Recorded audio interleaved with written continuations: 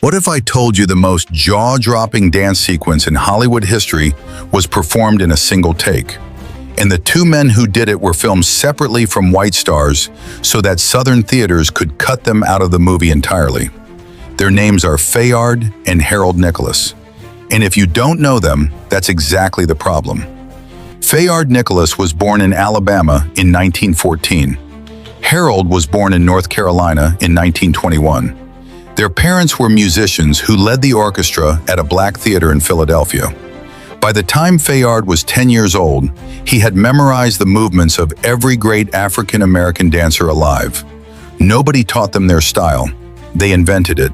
They fused tap dancing, jazz, and classical ballet into something the world had never seen. They called it classical tap.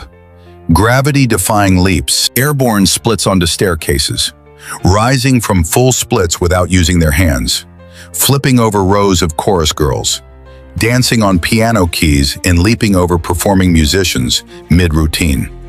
In 1932, Fayard was 18 and Harold was just 11 years old when they became the featured act at Harlem's Cotton Club, performing alongside Duke Ellington, Cab Calloway, and Ethel Waters.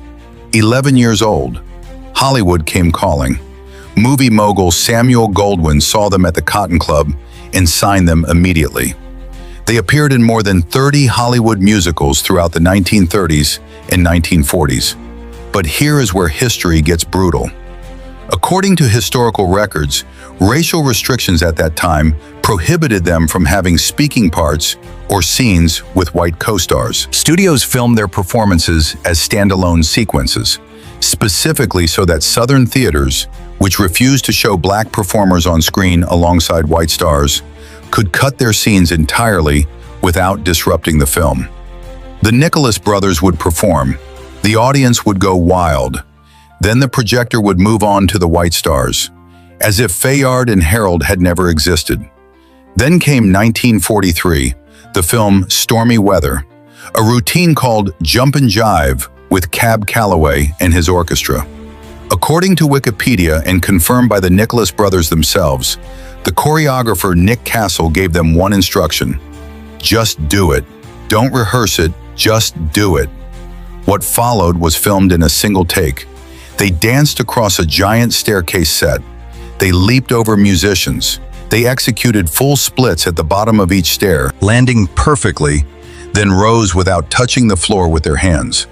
The synchronization was impossible. The athleticism was inhuman. Fred Astaire, widely considered the greatest Hollywood dancer of his era, told the brothers directly that Jumpin' Jive was the greatest movie musical number he had ever seen. Ballet legend Mikhail Baryshnikov, one of the greatest classical dancers in world history, called them the most amazing dancers he had ever seen in his life. And Gregory Hines, himself one of the greatest tap dancers of the 20th century, declared that if a movie were ever made about the Nicholas brothers, their dance numbers would have to be computer-generated, because no human being alive today can replicate what they did. No human being alive today. They received the Kennedy Center Honors in 1991 for Lifetime Achievement. They received stars on the Hollywood Walk of Fame in 1994. Fayard won a Tony Award in 1989.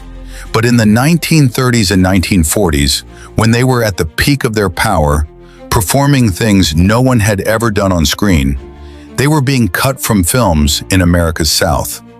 Fayard Nicholas died in 2006 at age 91. Harold Nicholas died in 2000 at age 79. They spent their entire careers proving that black excellence could not be contained, even when the system was specifically designed to erase it.